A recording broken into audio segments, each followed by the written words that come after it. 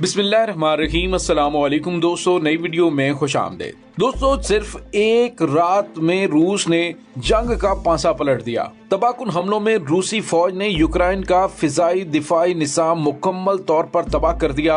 अब एक भी ड्रोन या जंगी जहाज फिजा में बुलंद नहीं हो पाएगा। रूसी फौज का 40 मील लंबा काफिला यूक्रेन में दाखिल हो गया, जबकि पुतिन ने यूक्रेन में नाटो इत्तेहादियों के तैयारों को तबाह करने के ऑर्डर्स जारी कर दिए, जिसके बाद नाटो इत्तेहादियों की नींद उड़ गई है। रूस अब क्या करने जा रहा है, वीडियो की तफसील में जाने से पहले आप देख रहे हैं हकीकत की दुनिया डॉक्टर अली के साथ। हमारा चैनल सब्सक्राइब करके घंटी के निशान को दबाना मत भूलिएगा।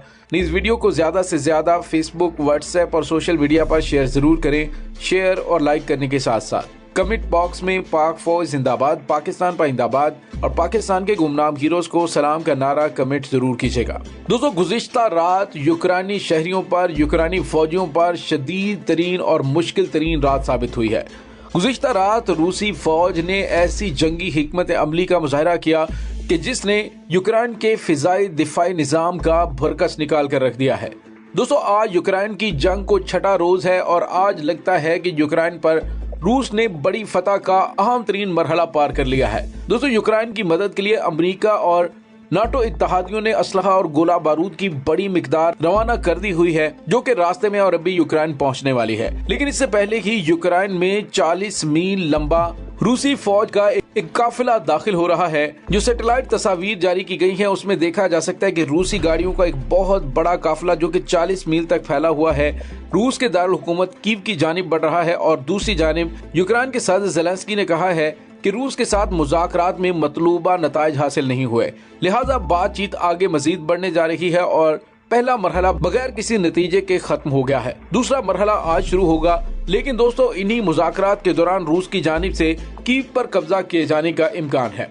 दोस्तों, जिस तरह से रूसी फौज का 40 मील लंबा काफिला यूक्रेन के अंदर दाखिल हो रहा है, उसमें बड़े पैमाने पे बख्तरबंद गाड़ियां, तोपें, टैंक और हविज़र शामिल हैं और उनके रास्ते में ना तो कोई रुकावट आ रही है और ना ही फिजा में कोई तुर्किश ड्रोन बुलंद होकर उन पर हमलावर हो रहा है। दोस्तों, हालांकि अगर देखा जाए तो गुज़िश्ता 72 घंटों के दौरान तुर्की के बनाए हुए ड्रोन जो कि यूक्रेन के पास मौजूद हैं, उन्होंने जंग का पासा पलटने में अहम तरीन किरदार अदा किया था। लेकिन गुज़िश्ता रात रूसी फौज की जानिब से यूक्रेन और कीव के गिरदो नवा में उसके एयर डिफेंस यूनिट्स को इस तरह से निशाना बनाया गया कि यूक्रेन का अब एक भी जंगी तैयारा या फिर ड्रोन फिजा में नजर नहीं आ रहा। इंतहाई इत्मीनान के साथ रूसी फौजें यूक्रेन में दाखिल हो रही हैं और जो अफवाज कीव के गिरदो नवा में मौजूद हैं, वहां पर यूक्रेनी और रूसी फौज के दरमियान दो बदो लड़ाई हो रही है।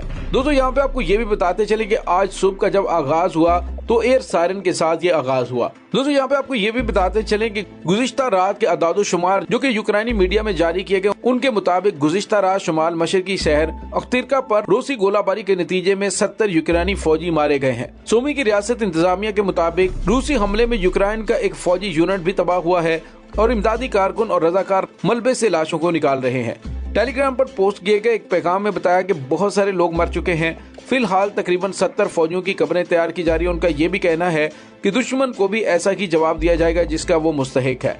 उन्होंने मजीद कहा कि शहर में रूसी फौजियों की बहुत सी लाशें पड़ी हुई हैं, जिन्हें अब रेड क्रॉस के हवाले किया जा रहा है। दोस्तों, यहाँ पे आपको ये बताते चलें कि यूक्रेन की जानिब से किए जाने वाले इन दावों की आजादाना तौर पर कोई भी तस्दीक नहीं की जा सकती। दोस्तों, यहाँ पे आपको ये भी बताते चलें कि आज रूसी सदर ने एक अहम तरीन हुक्म दिया और वो हुक्म ये है कि नाटो इत्तेहादी जिन्होंने यूक्रेन को असलहा फराहम करने के हवाले से इकदाम किए हैं, कोई भी असलहा यूक्रेन तक ना पहुँचने पाए। उन्होंने कहा कि यूक्रेन की फिजाई हुदूद में दाखिल होने वाले किसी भी नाटो इत्तेहाद के तैयारे को न सिर्फ तबाह कर दिया जाए, बल्कि बहरी जहाज जो भी यूक्रेन में असलहा लेकर दाखिल हो उसे भी हमला करके तबाह कर दिया जाए। दोस्तों, दूसरी जानिब रूस के वजीर दिफा ने कहा है कि यूक्रेन को असलहा फराहम करने वाले उन ममालिक को हम वार्निंग दे रहे हैं कि उन्हें यूक्रेन की फौजी मदद के नतीजे में तबाहकुन नताइज भुगतने पड़ेंगे। दोस्तों, इस तमाम सूरत हाल के अंदर अब अमरीका को तशवीश लाहक हो गई है कि अगर उनके या फिर नाटो इत्तेहादियों के कार्गो तैयारों या फिर शिप्स को तबाह कर दिया गया जिनके जरिए यूक्रेन को असलहा भेजा जा रहा है, तो फिर तीसरी आलमी जंग का खतरा बढ़ जाएगा।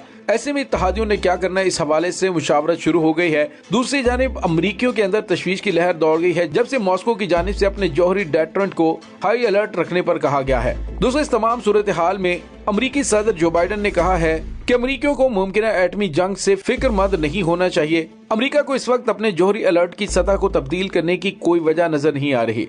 उन्होंने अमरीकियों को तसल्लियां देनी शुरू कर दी हैं कि आप परेशान ना हो, हमारे पास भी एटमी ताकत मौजूद है। अगर रूस की जानिब से कोई इकदाम किया जाता है तो उसको मुंह तोड़ जवाब दिया जाएगा। दोस्तों, यहाँ पे आपको ये बताते चलें कि रूसी सदर की एटमी हथियारों को हाई अलर्ट रखने की हदायत के बाद खदशा जाहिर किया जा रहा है कि रूस और यूक्रेन का तनाजा एटमी जंग में तब्दील हो सकता है, जबकि यूक्रेन ने रूसी जारकियत के खिलाफ आलमी अदालत इंसाफ में भी दरखास्त जमा करा रखी है। रूस के खिलाफ दरखास्त जमा कराने के बाद यूक्रेन के सदर ज़ेलेंस्की ने उम्मीद जाहिर की है कि आलमी अदालत रूस को फौरी तौर पर हमले रोकने का हुक्म देगी और सदर ज़ेलेंस्की ने इस हवाले से तवक्को जाहिर की कि आइंदा हफ्ते रूस का ट्रायल शुरू होगा और रूस अपनी जारहियत और नस्ल कुशी का जवाब भी देगा।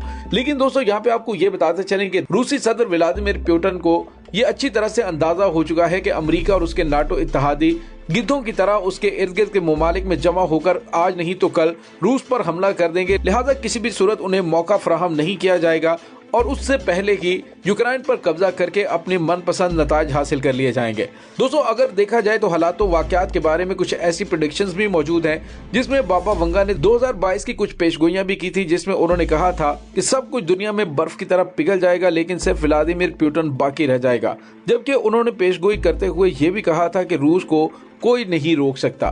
दोस्तों, ये तो बाबा वंगा की प्रेडिक्शंस हैं जिनका हम पहले भी जिक्र कर चुके हैं और अभी खास तौर पर रूस और यूक्रेन के दरमियान पैदा होने वाले तनाज़े और रूसी सदर व्लादिमीर पुतिन की जानिब से जौहरी हथियारों को हाई अलर्ट रखने के बाद इस प्रेडिक्शन को सोशल मीडिया पर काफी ज्यादा डिस्कस किया जा रहा है। दोस्तों, रूस को अंदाजा हो चुका है कि अब अमेरिका और नाटो इत्तेहादियों की जानिब से हतमी फैसला कर लिया गया है कि रूस की बढ़ती हुई ताकत को हर सूरत रोका जाएगा। लेकिन दोस्तों, आपको ये बताते चलें कि रूस ने भी गुज़िश्ता कई सालों से इसकी प्लानिंग की थी कि अमेरिका और उसके इत्तेहादियों को किस तरह से खित्ते से बाहर निकालने के लिए कार्रवाइयां करनी है। इस सिलसिले में चीन और दीगर अहम तरीन ममालिक भी रूस के साथ खड़े हुए नजर आते हैं, लेकिन यूरोपीय ममालिक और अमेरिका एक तरफ खड़े हैं और रूस को अकेला करने की और दबाव में लाने की कोशिश कर रहे हैं। लेकिन दोस्तों, यहाँ पे आपको ये बताते चलें कि रूस ने इसका भी काउंटर तैयार कर रखा है। ऐसा नहीं है कि पुतिन को अंदाजा नहीं था कि वो यूक्रेन पर हमला करेगा तो उसके बाद अमेरिका और मगरबी इत्तेहादियों की जानिब से क्या क्या इकदाम उठाए जाएंगे। मुकम्मल इंतजाम किए जा चुके हैं। रूस किसी सूरत भी अमेरिका और इसके इत्तेहादियों को अपने इर्द गिर्द के ममालिक में खित्ते में असर रसूख बढ़ाने की इजाजत नहीं देगा। इस सिलसिले में उसने अपने आसपास के हमसाया ममालिक को भी वार्निंग जारी कर दी है कि अगर वो यूक्रेन से बदतर हालात का शिकार नहीं होना चाहते तो वो नाटो इत्तेहाद से दूर रहें। दोस्तों, इस तमाम सूरत हाल के बारे में आपका क्या कहना है, कमेंट सेक्शन में अपने ख्यालात का इजहार जरूर कीजिएगा। इसके साथ ही डॉक्टर अली को इजाजत दीजिए। इंशाल्लाह बहुत जल्द मिलते हैं एक नए वीडियो में। तब तक के लिए अपना बहुत सारा ख्याल रखिएगा। पाक फौज जिंदाबाद, पाकिस्तान पाइंदाबाद, पाकिस्तान के गुमनाम हीरोज को सलाम। अल्लाह वारिस।